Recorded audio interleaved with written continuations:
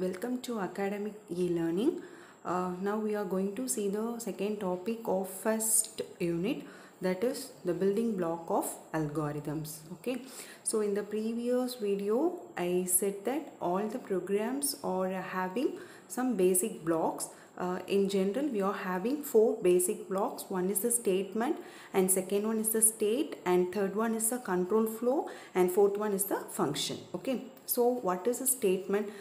Statement is nothing but it is just going to specify a single action. Okay, that is in general we are having three type of statement. One is the input statement, and second one is the computation statement, and third one is the output statement. Okay, that is some statements are needed to give input to the program, and some statements are needed to perform the operation, and some statements are needed to give the output of the problem. Okay, and second one is the state. So it is nothing but the transition from one process to the another process under specified condition. Okay, that is we are having some condition. If the condition is correct means some statement will be executed.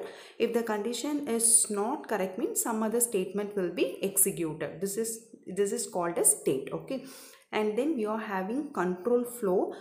So control flow is nothing but execution of an individual statement in a given order. Okay, in general we are having three type of execution.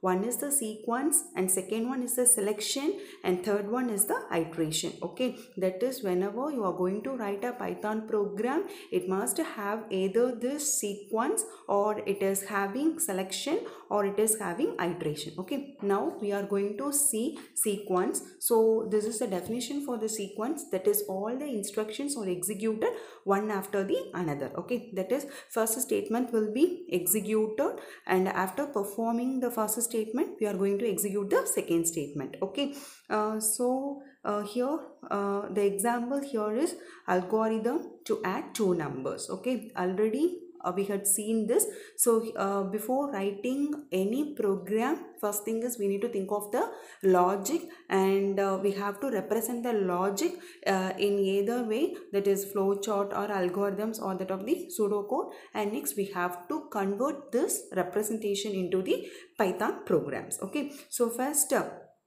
already we know about the logic. So here we need to think of what is the input and what is the output. So what is input here? Input is we need to give two input, right? And then we have to decide which is the and then we are just going to perform addition. Okay, so here just think of the logic.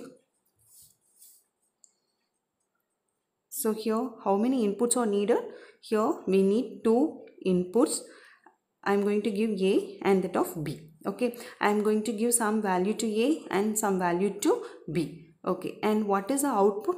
Output I am just going to store in C. Okay, so what is C? C is nothing but C is equal to A plus B. Okay, so what's the answer? Answer will be 50. Okay, so what is the logic? So first one is you have to write start. Yes, and second one is we have to read A and B. And what is the third step? We have to add the two numbers. We have to add the two numbers, and we have to store the result in C. And what is the fourth step? We have to print C. And what is the last statement? We have to stop. Okay, so this is the logic of this program. So what's this program? Addition of the two numbers. So this is the logic. So I'm just going to represent this logic in algorithm. So how we can represent? So first thing is we have to write start, and already I said algorithm is nothing but English sentences, right?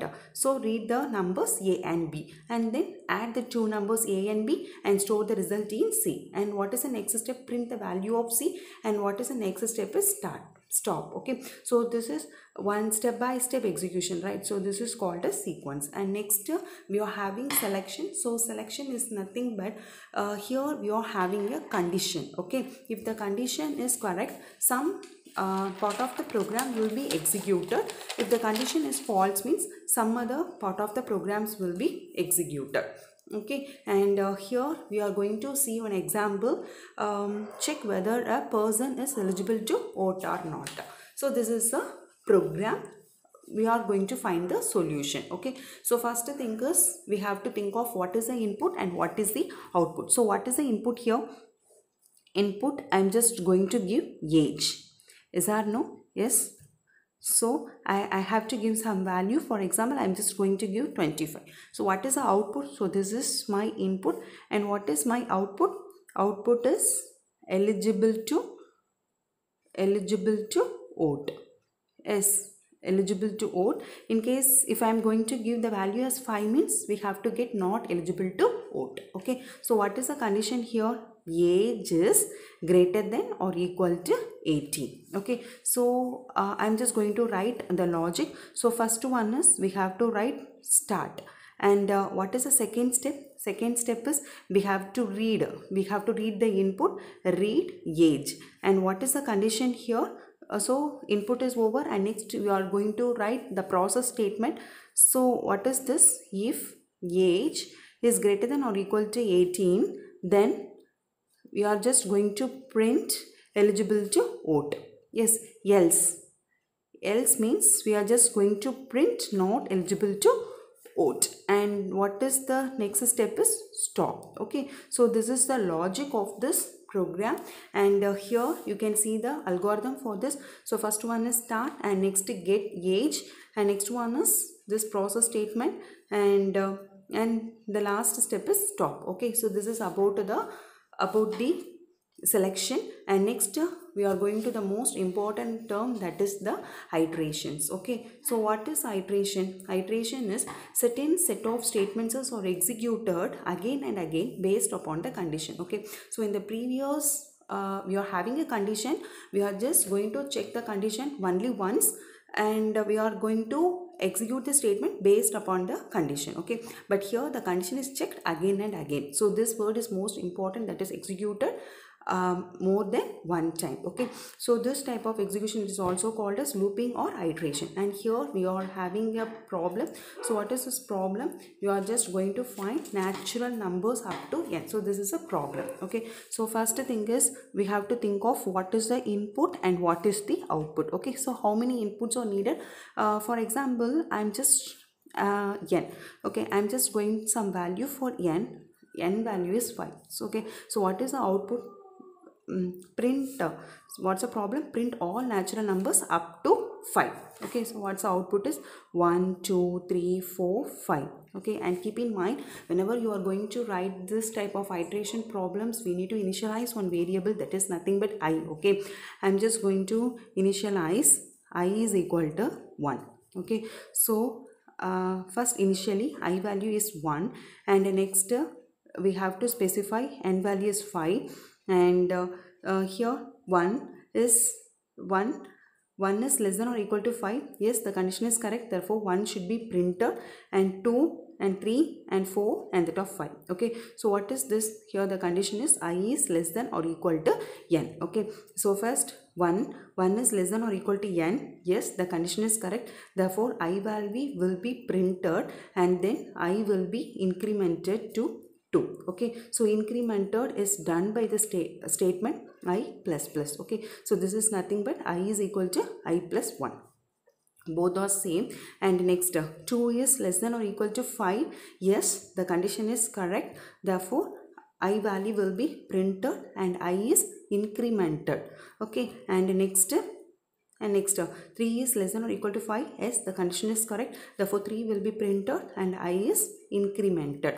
And the next one is 4 is less than or equal to 5. Yes, the condition is correct, so 4 will be printed and next it is incremented.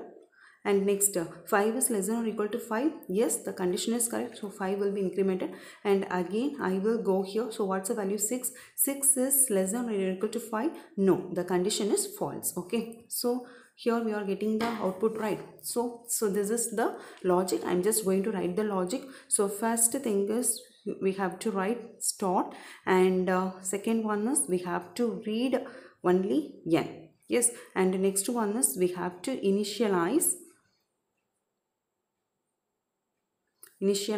I as 1. Okay, and what is the next step? If I is less than or equal to n, then what are the things we have to execute? We have to print I, and also we have to increment I.